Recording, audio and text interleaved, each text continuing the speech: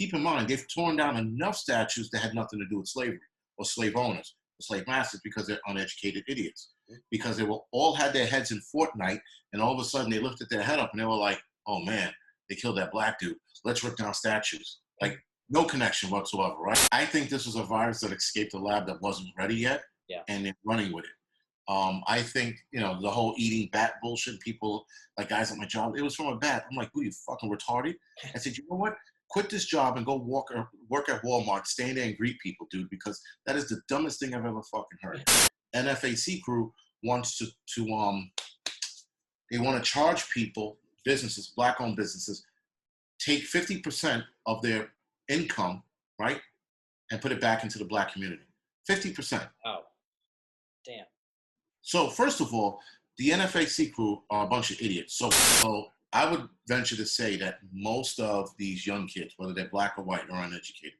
Right. So when this dude popped up on the scene and I saw him, I'm like, this guy's a crackpot. And then I did see a video of him shooting at a range, and I'm like, first of all, he's shooting with 22. His grouping's all over the place. I mean, if he's former military, he had to be an admin of some kind. So he had his basic training, and then that was it. He probably never saw a weapon after that again. The economy, sorry, if it crashes there, we're screwed. If we crash, they're screwed. So I don't know why both sides are screwing with each other when we're both at the brink of collapse, financial collapse, that is.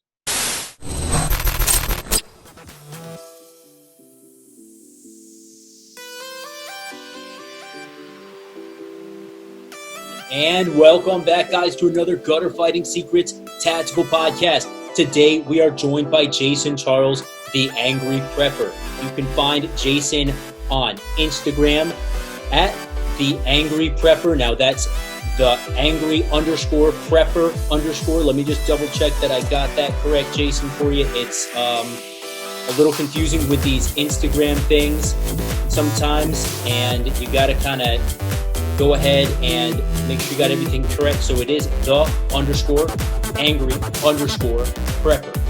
And that's on Instagram. And Jason also has a YouTube channel, The Angry Prepper, on YouTube. And I would highly recommend that you guys check him out. Now, I found The Angry Prepper a week or so ago, and I've been really loving his stuff. He makes a lot of sense, and he talks a lot about just really practical prepping stuff. It's stuff that I like to talk about, and I feel like Jason and I really kind of are a kindred spirit when it comes to a lot of these things, not to mention that Jason and I are both firefighters.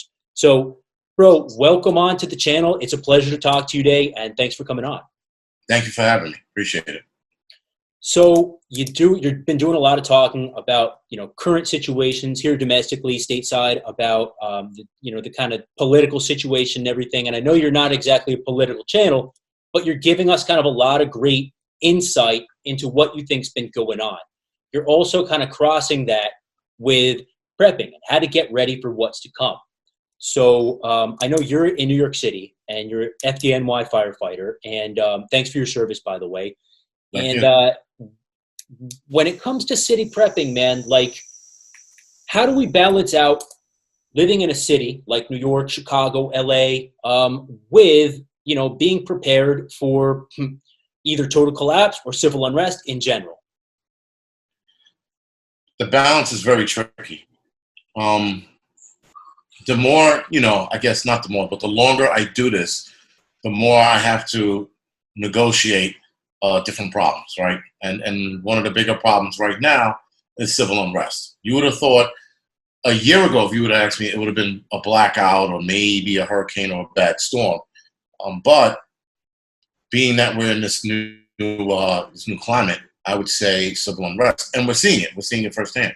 So balancing it is pretty tough now, because when you're talking about it, you're getting ready for it. And when it starts to happen, you're like, damn it, it's here. And unfortunately, the only thing you can do is adapt to what's going on. And right now, with, for example, prepping in the city, water is a big issue. So stocking enough water away is the biggest problem. Now, I do have solutions to that, like distillation or catching rainwater, but that might not be enough. Though I'll make it enough. Don't get me wrong, but it might not be enough, and that's assuming the water stops working, and that's like the worst case scenario in the city. Food isn't my worst case scenario; it's other people's worst case scenario. I'm ready for it, but water is a big problem here. Yeah, when you talk about the water, I know especially in New York City, I mean, it can be difficult getting clean water. Some people say New York City is the best tasting water around, but there's been, especially when you talk about like the water towers and stuff, there's always been kind of talk about, well, is it clean? Is it not clean? How do you personally balance out your everyday needs of clean water versus, going into more of a time where you might really need to make sure your water's clean? Is it filters? Is it how do you balance that out?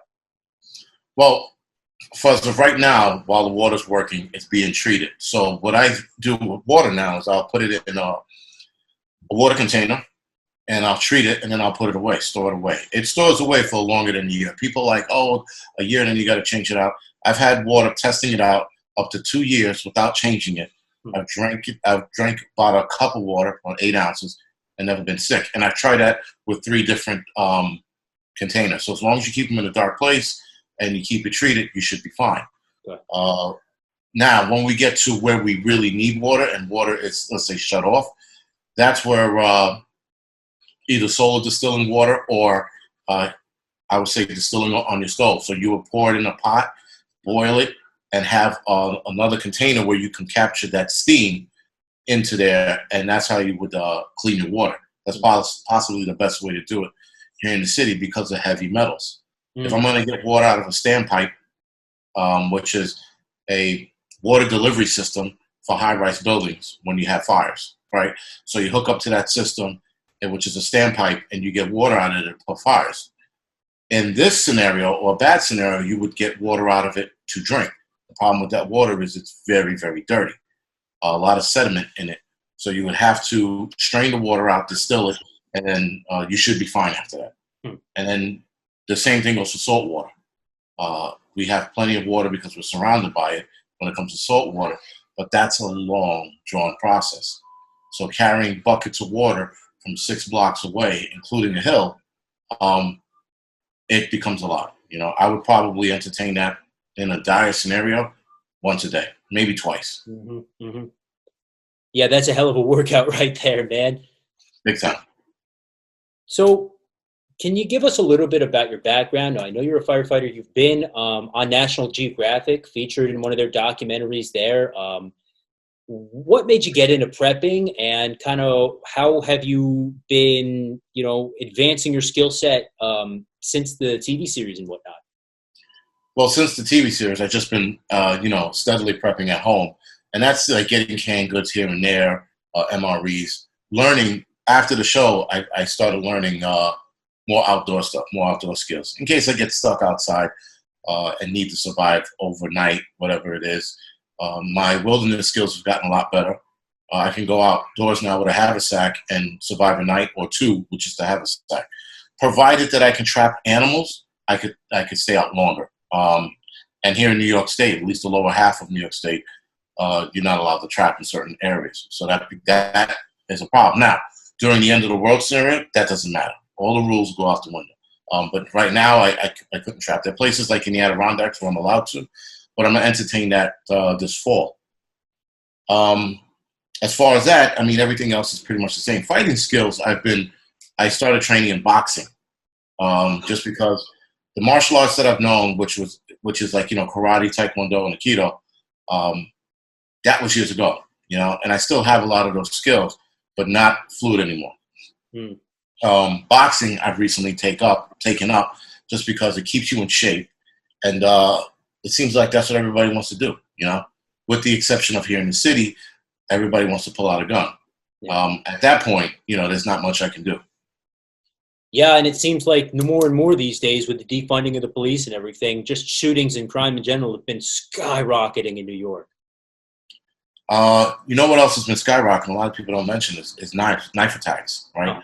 So, assaults are through the roof. Just regular hand-to-hand shit, and then guns, like you said, but knives are through the roof. So there's an app called the Citizen app, and every time I look at it, it's somebody with a knife, and it's like almost all day long, and that I can handle. I can handle somebody with a knife.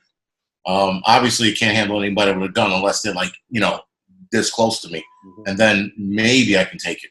But if a guy's standing a good 5 feet away, whatever the situation is, it's going to be. But it's becoming more.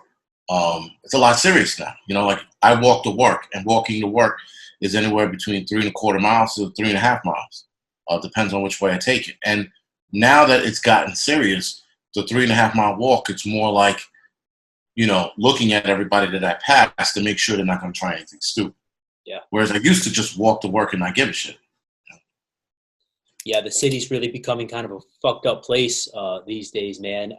The leadership there is out of their gosh damn mind, if you ask my opinion. Yeah. There's no leadership. That's the problem. They do.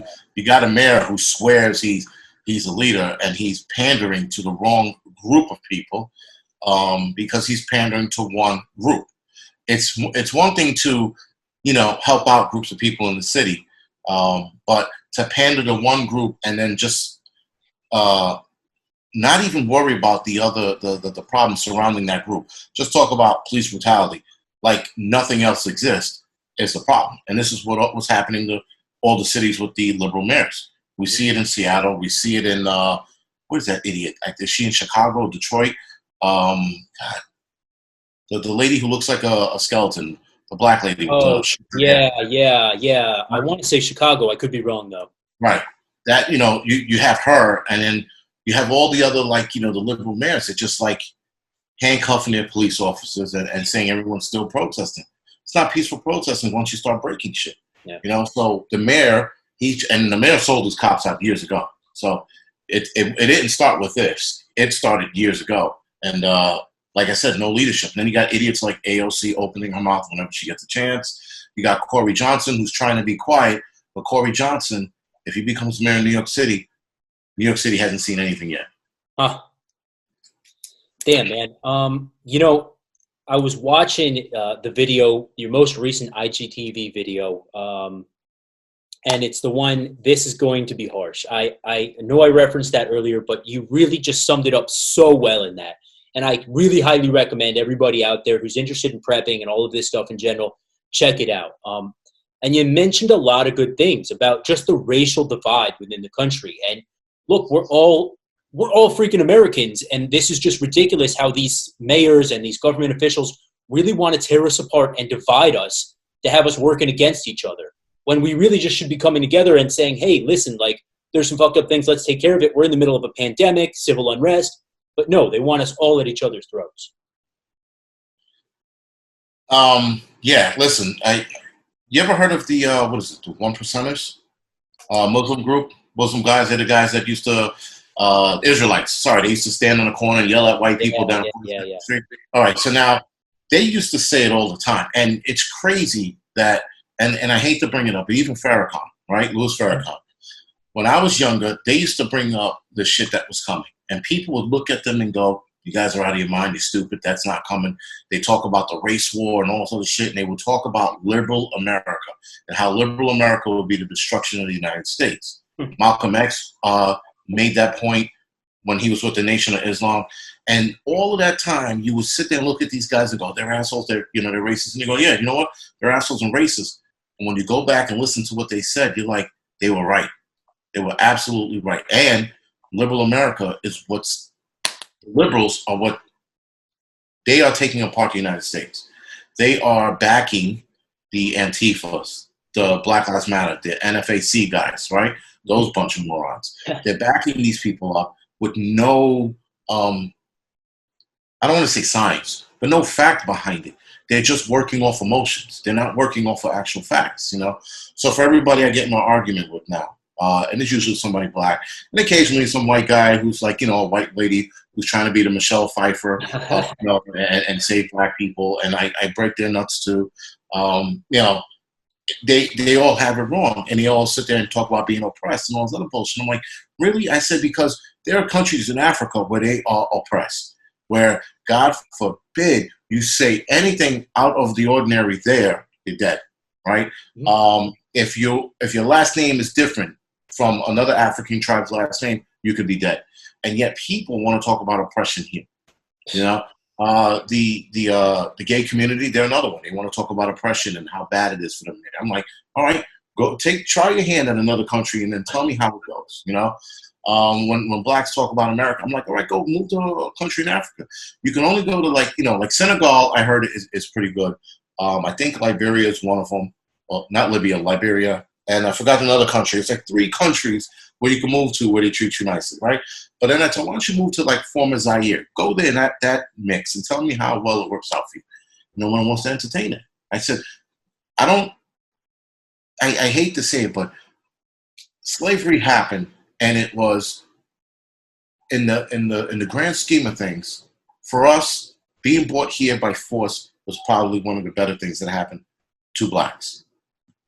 People will be like, that's stupid. I'm like, yeah. I said, because now I'm here, and now I'm not there worrying about getting raped, killed, or starving to death, right?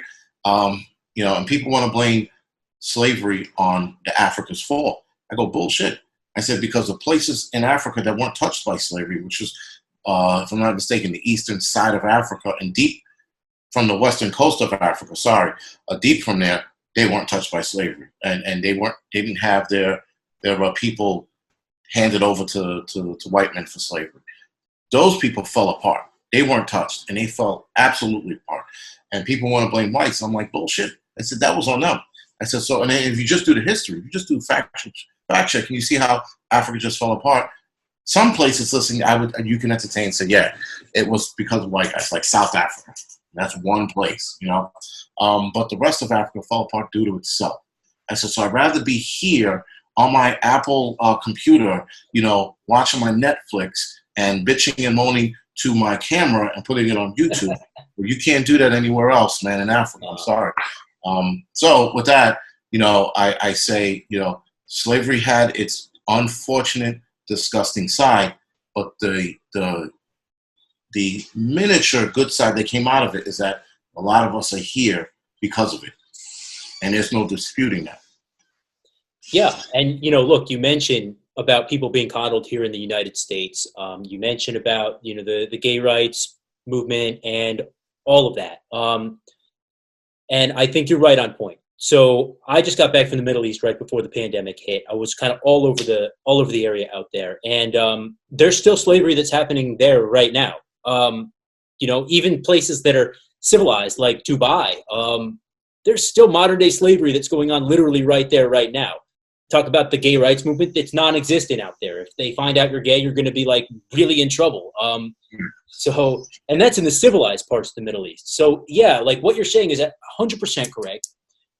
People here in the United States, we're so coddled. We're so, I don't know. There's some kind of weird thing going on psychologically in the States where people just don't realize how it is outside of a first world nation.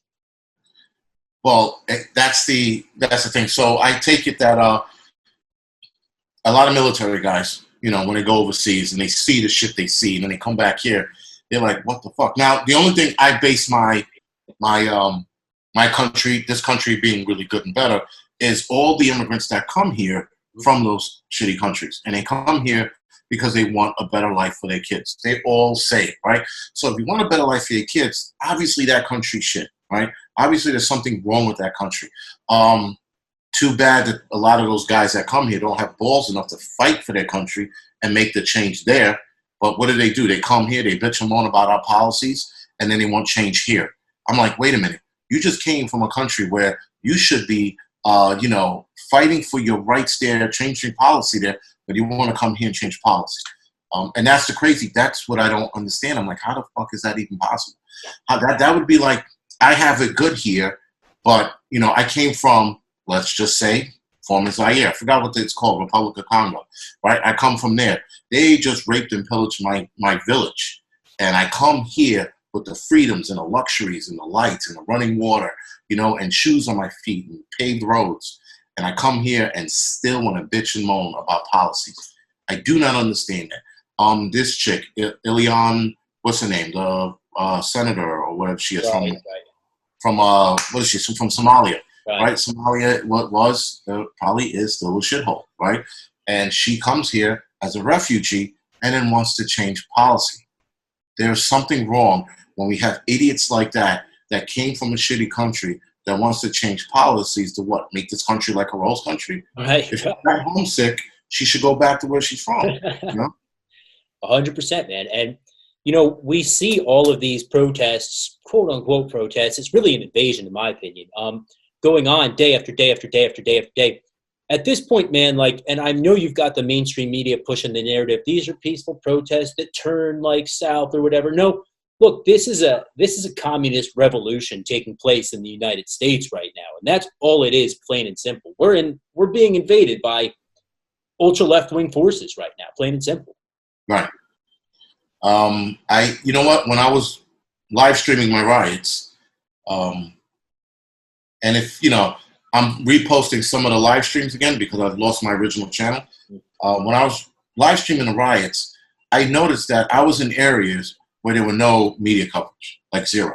And they were, like you said, they kept calling them peaceful protesters. But I'm in the middle of this shit. I'm like, man, first of all, I don't see any white folks out here rummaging through the stores. And I was trying to count. Believe me, I was trying to be like, look, nope, that's not a white guy. It was a Spanish dude, And then I would look closer and be like, I saw nothing but black kids. And it was kids. It wasn't older black men. It wasn't older black women. They were all kids. They had to be, the oldest I might have seen was 25, maybe. But when I was marching with the protesters, it was predominantly white. I said, there's something wrong with this here. If I'm marching with predominantly white folks, and then yet all the black kids are protesting and saying, fuck the police. I'm like, wait a minute, you're saying fuck the police as you're grabbing a Louis Vuitton bag? That doesn't resonate well. It doesn't go over well with anybody.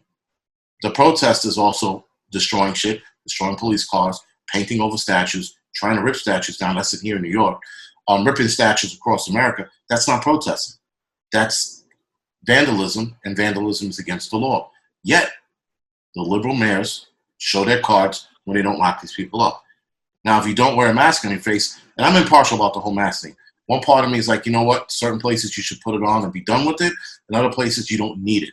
Nonetheless, if you choose not to wear it, it's up to you, but yet they're locking people up and trying to write summonses for people not wearing a mask. But let's go out and tear down statues and burn down businesses because that's protesting. Well, guess what? If you want to use the protest card, for those who are not wearing a mask, they're protesting as well. It's funny, too, because, I've noticed the majority of the people taking down these statues and stuff, they're white kids. They're white kids from privileged areas. And it's like, to me, I'm thinking, how do you have skin in this game? What's going on with you that you need to do this and try to erase history of, George Washington and freaking, American founding fathers? Why, as a privileged white kid from the burbs, why do you want to have any part in this? I don't know. I think it's a concerted effort by higher powers to really get, people on the ground just fucking shit up. My theory, this is just a theory or an opinion, is that, and my brother made the good point of it last week when he was like, with this COVID stuff and everything else, people just want to belong. People just want to be a part of something.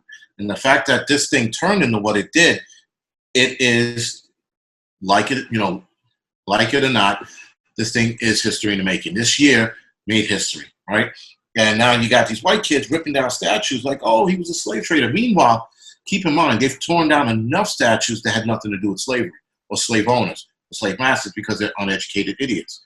Because they all had their heads in Fortnite, and all of a sudden they lifted their head up and they were like, oh, man, they killed that black dude. Let's rip down statues. No connection whatsoever, right? And then the bottom line is, with society today, society is clearly uneducated. Now, my father had grown up, we hated it, but he had us read about black history, black heroes growing up. And he wanted us to know those heroes. And we were like, this is boring, we don't like this, that, and the third. Whatever the case was, we didn't like a lot of the stuff he had us read. Now that I'm older, thank God he had me read that stuff when I was a kid. Because now you decipher who's a black hero and who's not. And George Floyd is not a black hero. He's not to be martyred. He was a career criminal that continued his shit to that day. I'm not saying what happened to him was right, but I'm also saying that we're martyring a dude who was committing 4 crimes at the time he was arrested, possibly 5. And then you had an asshole cop who was killing a dude on purpose. I mean, there was no accident there. He couldn't. If he argued accident, someone should throw a brick at him because there was no accident involved. The guy intentionally killed him. So now you have 2 idiots that were butting heads because they knew each other. Now look where we are. Where everybody talking about Black Lives Matter, but didn't care about a 1-year-old who got shot last week in Brooklyn.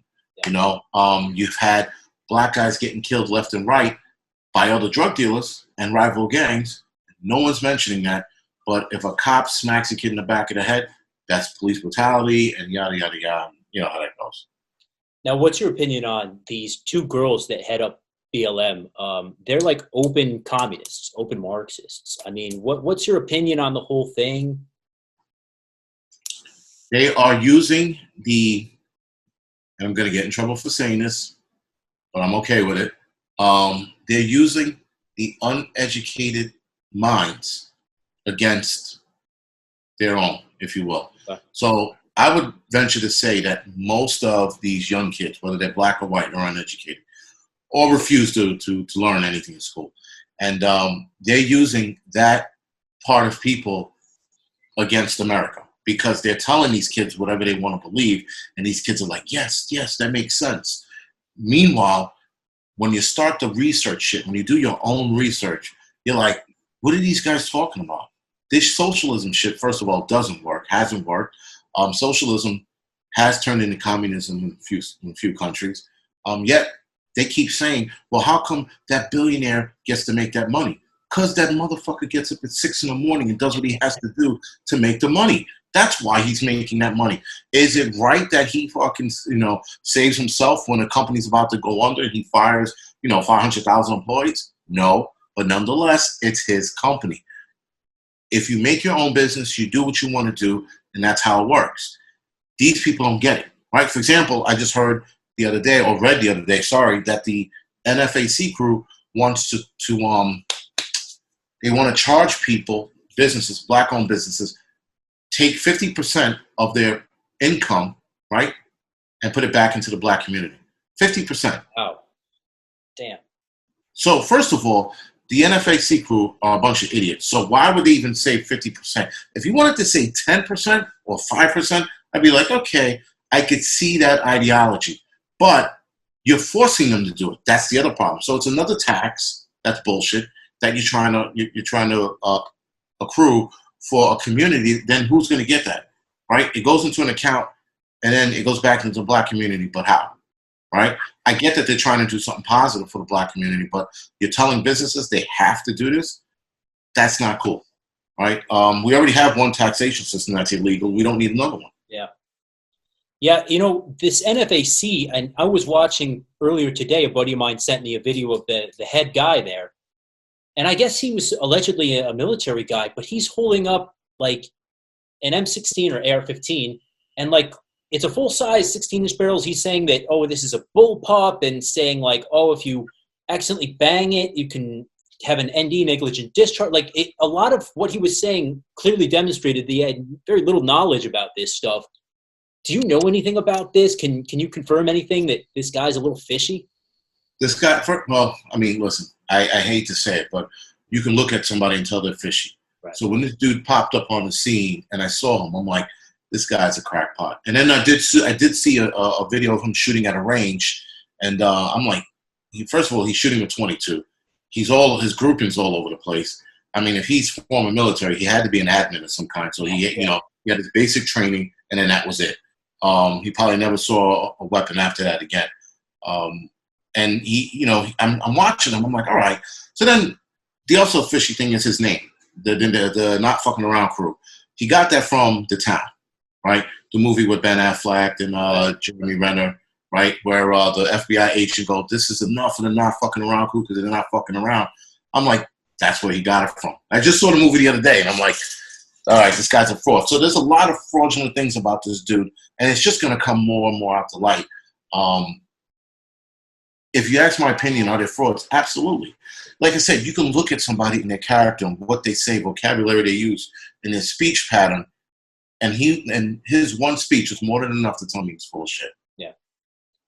Yeah, it's weird, man, and it makes me think that he's really got backing. Well, in fact, he admitted from his own mouth that allegedly that Russia and China have both offered to help him out with his bullshit. So, I've been saying since day one, all of this stuff with all of the civil unrest going on, these different groups that are stoking the flames, there's more than likely outside forces trying to help them financially, with training, all of that stuff. Well, Russia has been patient. China is being very patient. And I could see them throwing a monkey wrench into the entire United States system and try to take it down. But we're backing them. Now, I'd love to get actual proof, other than him saying, because listen, him saying it could be bullshit too. I mean, the guy is a pathological liar. That's the other thing about him. So looking at him and just seeing all of that, I'm like, you know what? He could tell me right now the sky's blue, and I'll look and be like, nope, I don't believe you, because that's how much trust I have in a guy like that. I don't know, man. I definitely see China doing what they're doing. I mean, you heard of the whole Chinese sea thing. I heard that a couple of days ago, and I'm like, what the hell is that? And then I look into it. I'm like, holy shit, they're trying to have people plant stuff in their crops, I think to destroy their crops or to destroy the soil in the ground. Nonetheless, China, we have to go to war with China. We just have to, right? It's no longer a point now where we're like, you know what? Let's just continue to talk. Fuck talking. Talking's out the window. Pick a meeting ground and let's fight. If I was younger, I would absolutely sign up. And if they did the whole draft thing, I would definitely sign up as long as I'm at the age requirement. That makes two of us, man. That makes two of us. These guys are just fucking around's over, man. We're already at war. We're at a soft war right now. Especially, listen, and it doesn't help, again, that Google and YouTube and Instagram keeps pulling shit off they don't like. Yeah. They deemed one of my videos hateful. I was like, okay. They left it up, but they took the the ads away, whatever it was from it. And I was just like, I said, I guess you have robots watching it because nothing in there I said was hateful. But because I said, hate white people, listen up, I guess that was, Yeah, yet if you were on the other end of the spectrum, it would be totally fine to say, like, damn all white people or whatever, right? Right. If I said burn white folks, this, that, and the third, I'd be a superstar like Nick Cannon. Exactly. So expanding our view away from domestically here and taking this and going kind of more globally. You mentioned Russia, you mentioned China. These are two bad actors here. I mean, the whole Wuhan thing is highly cogent and suspicious to me. What do you think? Was this a virus that escaped the lab or what? I think this was a virus that escaped the lab that wasn't ready yet, and they're running with it. I think, the whole eating bat bullshit, people, like guys at my job, it was from a bat. I'm like, who, you fucking retarded? I said, you know what? Quit this job and go work at Walmart, stand there and greet people, dude, because that is the dumbest thing I've ever fucking heard. I said, eating a bat and you got a respiratory disease? I said, do me a favor, in the history of viruses and diseases, name one disease where you eat something and it turns into a respiratory disease. Yeah. And they're like, I said, exactly. Keep thinking. I'll get back to you, right? So then, when people keep saying bats, I'm like, I said, it has nothing to do with bats. I said, it was a lab, and I like to know what happened, but I think it was accidentally released. I think it wasn't ready yet, but they're trying to make it ready, and maybe they're still rushing with it. Now, China still had 2 more outbreaks that had gone unspoken about. They had a hantavirus outbreak that I think they concealed, and they had a mystery virus that's killing faster than COVID that's out there right now. Why is China continually releasing these diseases, having these problems? Again, my thing with China is, let's just stop doing business with them altogether. You know what? I don't need my iPad that badly, or my cup or my phone that badly, where we need to continue doing business with a country that's negligent in everything they do. Yeah, not to mention the whole Hong Kong Security Act, and they're just slowly taking over. World domination is what they want, man. Exactly, and the crazy shit is, like, Trump recognizes it, but I don't know what Trump's doing now. The whole backpedaling thing with wearing a mask now, and he's trying to behave himself. I'm like, is he trying to behave himself for votes, or is he trying to behave himself because the hammer's about to drop and he might, get out of Dodge kind of deal? I don't know what to think anymore because all these politicians are acting real fishy now. Yeah. And I don't know if China did something, has that something on all of them. It's just a little weird, but China's definitely to blame, and China's definitely going to make a move on the United States. Mm-hmm. I just don't know what or when. Well, like you mentioned with the seeds, man, they've already started. And I was thinking to myself, hey, this is a little bit suspicious why they're sending it and they're marking it as jewelry. Like, couldn't they just have one of their agents here already go and plant some seeds and, like, that's be it? No one would know it came from China. But instead they're doing it this way, almost like a psyop or something like that. Well, yeah, probably we're looking at these seeds and something else is coming behind it, Yeah. Or like I said, who knows, man? I mean, China is for some reason getting desperate. But the other problem I don't understand, or the other thing I don't understand is they're in a financial crisis too. They're way the hell worse than we are. And I know if China crashes, we're fucked, right? Yeah. Financially, the economy, sorry. If it crashes there, we're screwed. If we crash, they're screwed. Mm-hmm. So I don't know why both sides are screwing with each other when we're both at the brink of collapse, financial collapse, that is. No, absolutely. And, you mentioned Trump, and it makes two of us, man. I don't know what the hell he's doing lately. He's really just been all over the place ever since the pandemic hit. I think it took a really big psychological toll on him. He's made nothing but great policies and great decisions thusly far, but then as soon as this thing hit, he seemed to go to shit, honestly. Not that the other choice right now is any better, because that guy can't remember what day it is, but what election he's running for. You're right, exactly. It's a hell of a position we find ourselves in once again, right? Yeah. So let's go back to prepping, man. What can guys and girls out there do, especially living in the city? Because that's like a lot of people. What can guys and girls do to start getting ready? I mean, we've seen an influx of people into the quote unquote prepping community they're very green to it. They've never done it before. What advice would you give to people out there that are maybe either thinking, I got to get my shit together, or let me expand my knowledge and go all the way with this? I would say start with canned goods. That's the first place everyone needs to start. Let me walk that back a little bit. The first place you need to start is you need to sit down and make a list of what you need and what you're going to eat, and where your weak points are as far as food goes, and water. Food and water are the first things you need to hammer out. If you live in the city, obviously you're going to have a water problem.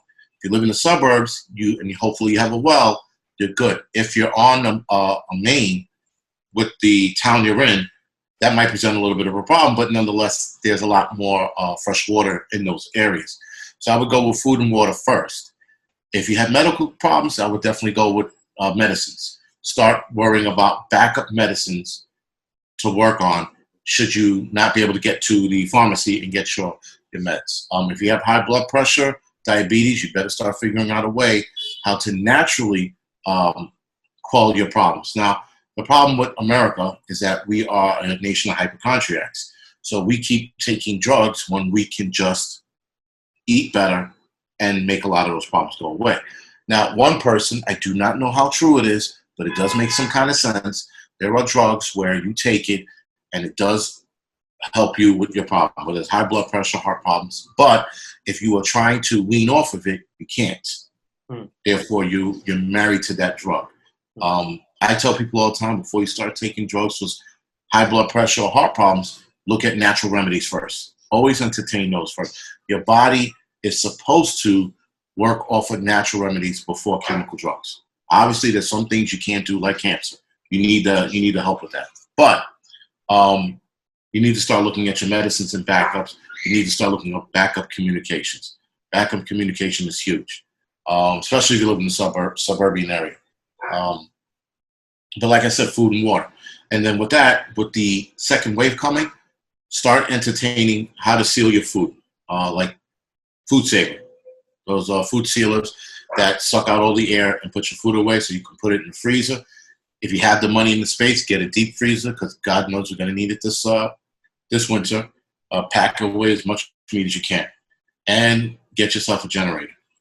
Whether it's if you live in the suburbs, gas is great. If you live in an apartment, go with a solar generator.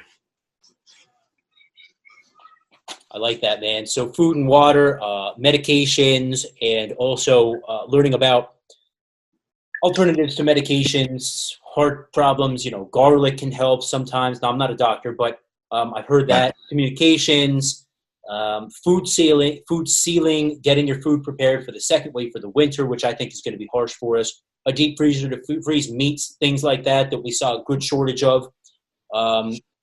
Generator for electricity and heat and things like that, all good things. So if somebody's got the resources financially, would you recommend that they move the fuck out of the city? Absolutely. Yeah. Right now we're on a 2-year plan. Well, we were on a 2-year plan. It was cut to a 1-year plan with all of this shit going on. And the wife is now seeing how bad the city's getting. We're getting out of here. So I figure, the YouTube thing works out a little better. I start my, like T-shirts and shit like that. Even probably consulting, get enough money to get the hell out of this city. Just because at some point it's going to be insanely bad. And I think it's going to be worse than the 80s. And I lived through the 80s and I saw how bad the 80s were. I think it's going to be worse than that. I like what you mentioned about the consulting.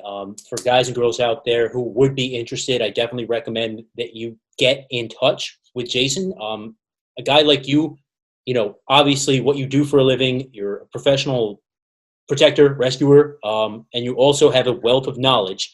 And I know, you think I'm a professional protector, but that is the truth, that guys like you and me protect people, and that's just what we do. But you also have a wealth of knowledge about this stuff. So if you want help prepping in the city, getting out of the city, working towards getting out, or even just bugging in and prepping in the city, to get in touch with the Angry Prepper would really honestly be a great idea. So Jason, where do you want to go from here? I mean, I know your Instagram, your YouTube, bro, you've got a lot of following, a heavy following out there. What's your plans? How do you want to expand on what you guys are doing? Here's my issue with this whole thing, right? So I could say I got lucky because of the whole COVID thing. And then, thanks to Derek Chauvin, my channel blew up. He chokes out this dude, he starts this riot, and then I'm out there doing live stream, and then my channel blew up. As far as wanting to grow, I would love to grow monetarily as well as subscribers, but it's hard to charge people for wanting to save their family. That's just my issue. It's a personal issue I have. People say they don't worry about it, and this and the third, but I said it's still weird. I do photography on the side, and that I have no problem charging people for, because you really don't need pictures taken yourself, but it's a luxury. But when people need to, to save themselves or save their lives or protect their family, it's a little hard for me to grow in that aspect. Now, I do have a Patreon account where I'm doing the Gear of the Month Club, and the Gear of the Month Club is helping people get gear.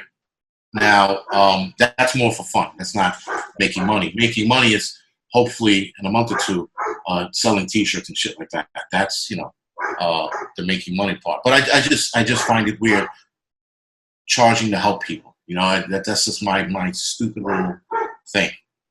Oh, and you know what? Honestly, man, that makes two of us. I recently put a new website out there where I'm doing the same thing, consultation of various kinds, martial arts, survivalism stuff.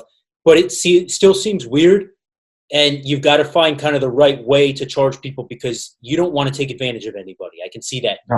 You're a good guy. So. And the other thing is, the other side of that coin is a lot of people out of work. How do I, charge people? Like, I have my, on YouTube, I have my super chats when I do live stream, and people can donate to me and things like that. But it's still weird, and I tell people all the time, you're in a financial strait.